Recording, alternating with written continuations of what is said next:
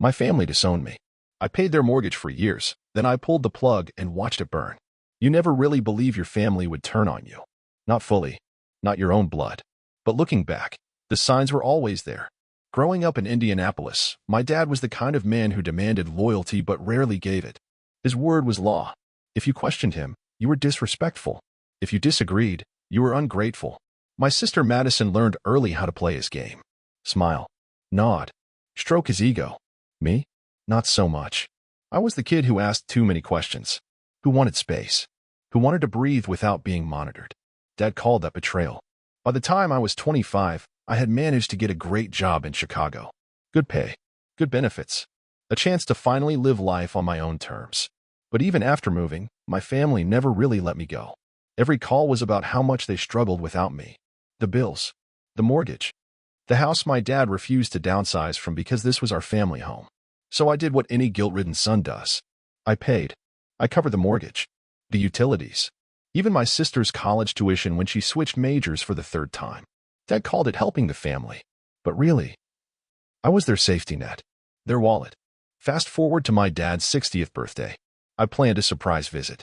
Flew in. Booked front row tickets to see the Colts, his dream. I even called Madison and Uncle Gary to make sure they'd all be there. I wanted, God help me, to do something special. To feel like a son again, not just a bank account. The second I walked into the house, I knew something was off. The energy was weird. Madison barely looked at me. Uncle Gary gave me one of those fake tight smiles. My dad? He just raised an eyebrow. Look who finally shows up. I forced to laugh. Happy birthday, Dad. You didn't have to come. We were fine. I handed him the envelope with the game tickets. Front row. Perfect seats. He opened it. Looked at the tickets. Then at me. That's it. The words sliced through me. That's it. I repeated. You fly in once a year and think some football tickets make up for everything? Make up for what? He scoffed. For abandoning your family. Madison chimed in, voice dripping with rehearsed sympathy. Dad just means, you left us to handle everything here while you built your perfect life. I felt my face burn. I pay your mortgage. I cover the bills.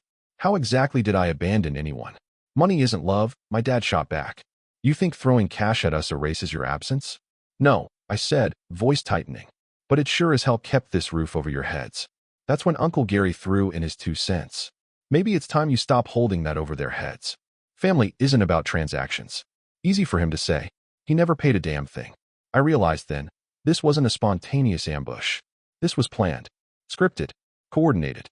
They had turned me from their provider into their villain. Dad leaned back, voice low. You made your choice, Zach. You chose yourself. We adjusted. I stood there, numb. They wanted me to feel guilty. But something inside me snapped.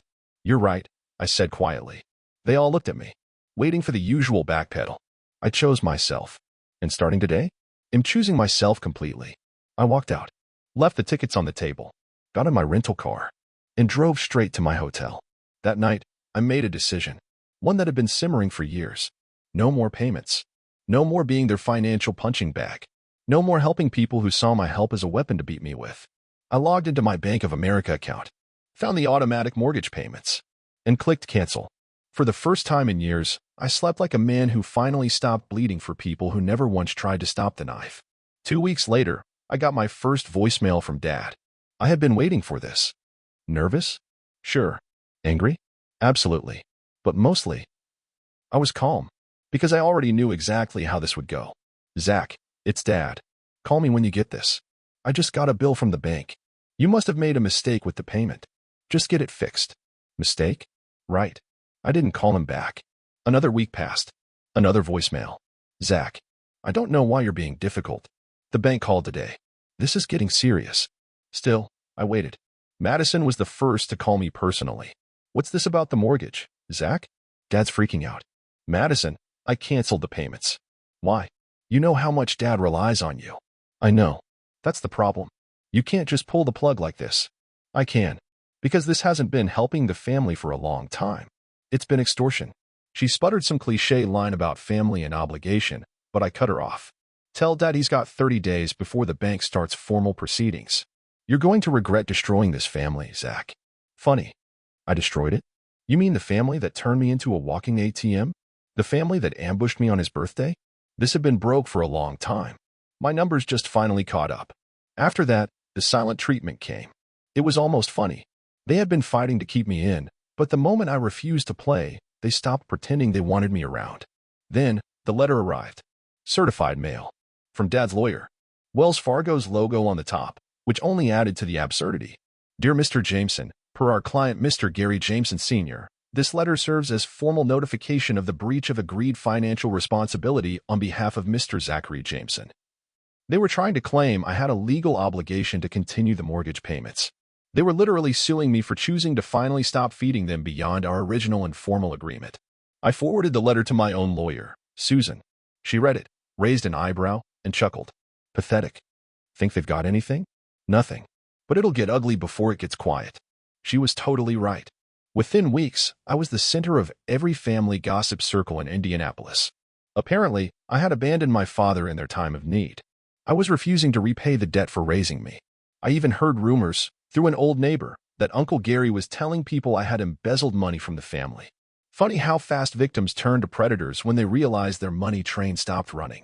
Susan filed a rebuttal. Cleared my financial record. Legally, they had no claim. But they moved to the next weapon, guilt. Madison called again. This call was different. No anger. Just the empty sound of someone who knew the ground beneath them was giving way. Dad's health isn't great, Zach. Not my mortgage to pay. He could lose his home. He's been living in my effort long enough. You're so bitter. No, I said quietly. I'm done. And I was. Then, just when things seemed to calm down, Dad showed up in Chicago. At my job. Without an appointment. Without a warning. Just stood at the lobby, holding an envelope. We're not doing this here, I said, meeting him outside. Read this. He handed me a packet.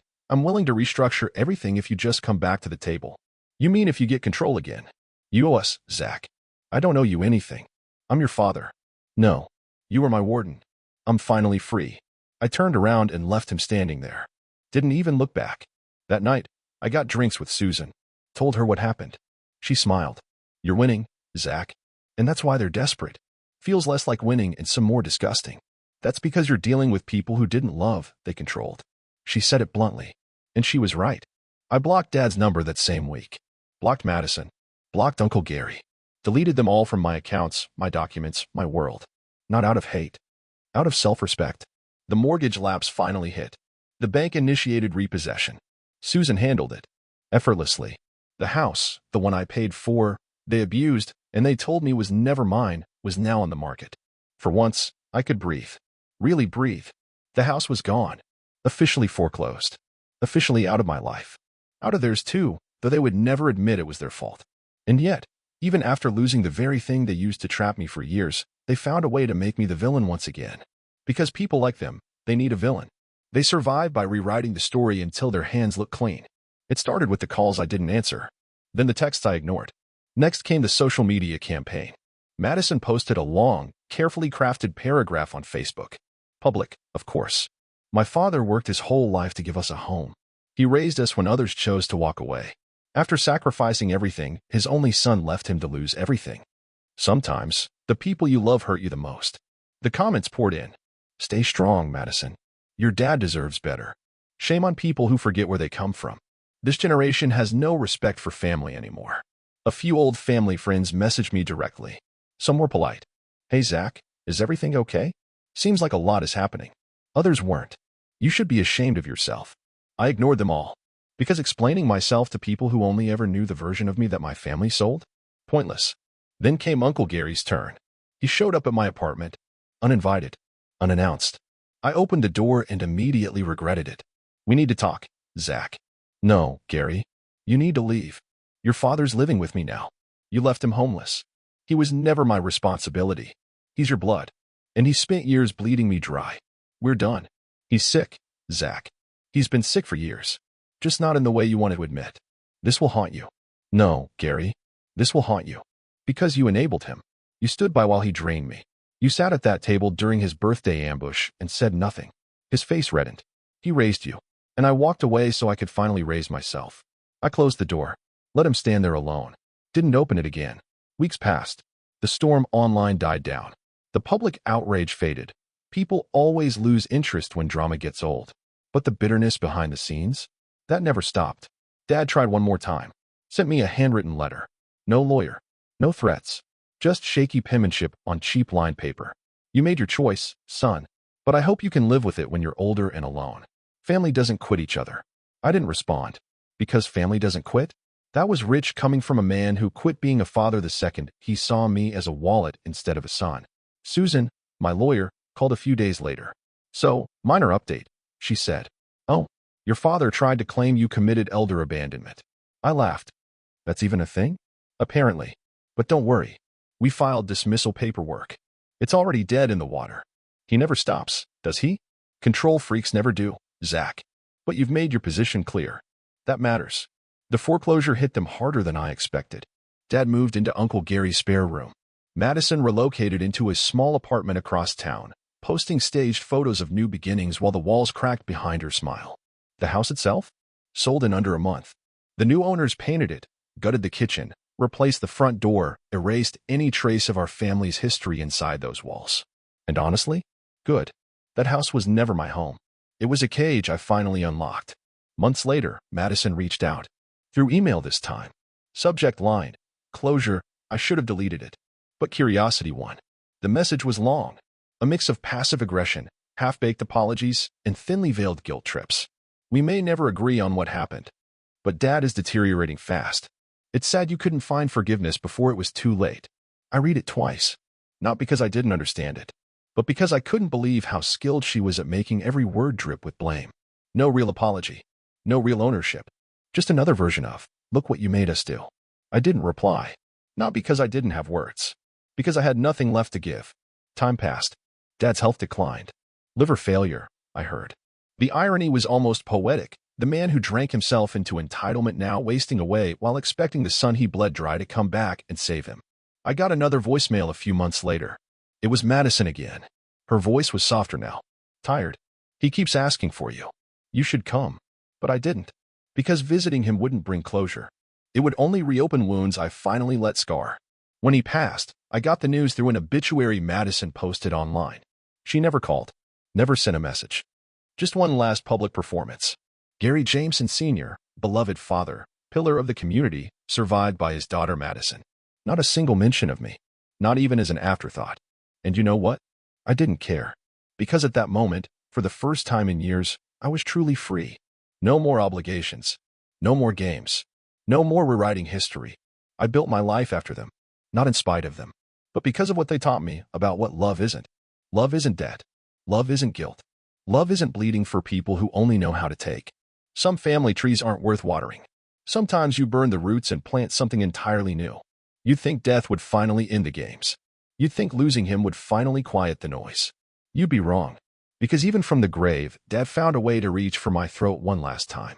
The letter arrived 2 weeks after his funeral. Certified mail again. I recognized the lawyer's office, same one that handled his failed lawsuit against me. Inside was a copy of his will, and a formal request for my presence at a reading. I almost threw it in the trash. Almost. But something told me to go. Not for closure. For confirmation. I wanted to see how far his pettiness could reach after death. The meeting was held in a small office downtown. The kind of place where cheap blinds cover dusty windows, and the air smells like old paper and dead plants. Madison was there, of course. Sitting stiffly in a chair, eyes forward, pretending this wasn't just another performance for her. Uncle Gary sat beside her, lips pursed like he was bracing for a storm. The lawyer looked exhausted before we even started. Thank you for coming, Mr. Jameson. Let's just get this over with. He nodded. Opened the folder. Started reading. Being of sound mind, I, Gary Jameson Sr., declare this to be my final will and testament. He listed small bequests, some family heirlooms to Madison, a few sentimental items to distant relatives. Nothing major. Then he got to me. And here came the punchline. To my son, Zachary Jameson, who chose to separate himself from this family and abandon his responsibilities, I leave nothing. My hope is that he finds peace in the life he built at the expense of those who loved him. That was it. Cold. Final. The ultimate petty mic drop. Madison didn't look at me. Uncle Gary smirked. The lawyer cleared his throat. There's one more section. Oh, I said. Your father had an outstanding debt related to the foreclosure. The remaining deficiency balance was substantial, meaning the estate has no assets to cover it. Technically, next of kin could be pursued. He glanced at Madison. But since she was financially dependent at the time, The bank's legal counsel considers you the secondary party of interest due to prior payments. There it was. His final move. He left me nothing but debt. I leaned back. Laughed. Laughed harder than I had in years. Let me guess. They're hoping I'll just pay it quietly? The lawyer looked uncomfortable. That would resolve it. Yes. Tell them to come for me. He blinked. Excuse me? Let the bank sue me. Let them try. After the meeting, Madison finally spoke. You could end this, Zach. Pay it off. Stop dragging this out. No, Madison. That's your specialty. You drag things out. I end them. He's gone, Zach. And still controlling you from the grave. But not me. Not anymore. She followed me outside. Voice shaking now. He did what he thought was right. No. He did what made him feel powerful. Even dying wasn't enough for him to let go. You don't have to be so heartless. Heartless? I gave everything I had to this family. And every time I bled, you all drank it like wine. I left her standing there. Walked away without looking back. Just like I had years before. Susan handled the rest. Filed the legal motions. Proved my prior payments far exceeded any obligation. The bank backed off. Quietly. Quickly. Because they knew, legally, financially, I didn't owe them a dime. The debt died with him. Just like everything else he tried to control. Weeks later, I sat on my apartment balcony. Looked out at the Chicago skyline. No more mortgage payments. No more lawsuits. No more family drama. Just quiet. Real quiet. The kind that comes when you stop living for people who never once lived for you. Jake called at night. We talked for an hour. About work. About life. About nothing. Brandon texted after. Just a simple, proud of you, man. And in that moment, I realized something. I never lost my family. I lost the people who pretended they were my family. What I gained was better. Smaller. Stronger. Real. They can write whatever story they want in their circles. They can post their versions online. They can sit around holiday tables whispering about how I abandoned them. I don't care. Because I don't need to correct their lies. The truth lives here, with me. And it sleeps very, very well. Freedom doesn't come like some Hollywood ending. There's no music swelling. No cinematic sunset. No last-minute tearful reunion. Freedom comes like a slow sunrise. Almost boring, but undeniable. Years passed. The drama faded into the rearview. The house was long gone. The lawsuits were old news. Dad was buried. Madison disappeared. Uncle Gary retired to Florida and stopped pretending he cared. And me? I lived. Really lived. I built my own home. Small. Quiet. Mine. I started traveling again, something I hadn't done in years while I was trapped funding everyone else's existence. I took weekend trips. Drove to places I used to only see on postcards. Ate alone in restaurants without feeling eyes on me. Jake thrived. He started his own business. Brandon graduated and landed a job out west. My granddaughter learned my name, Papa Zach. Every time she said it, it chipped away a little more of the rot I carried inside me for so long. People ask if I feel sad sometimes, that I don't have a big family anymore. I don't.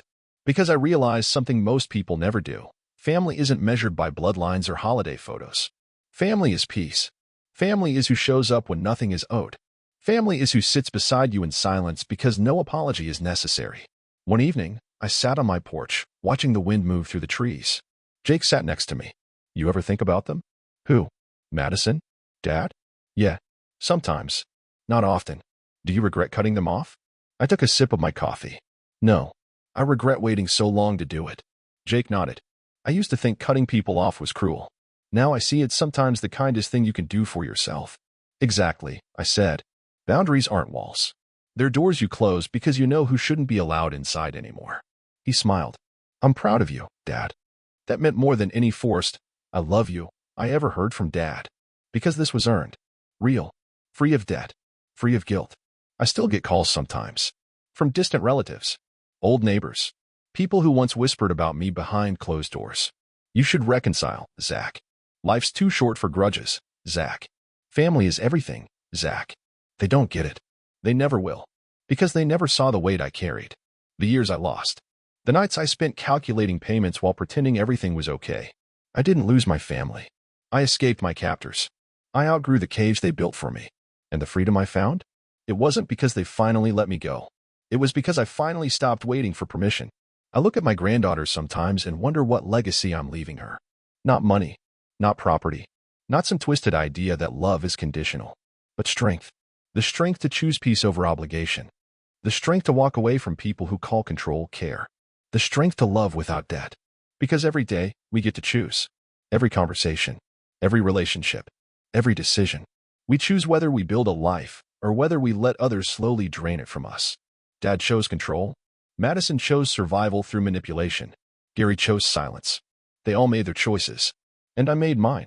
I chose to live, really live, free. And I'll never apologize for it.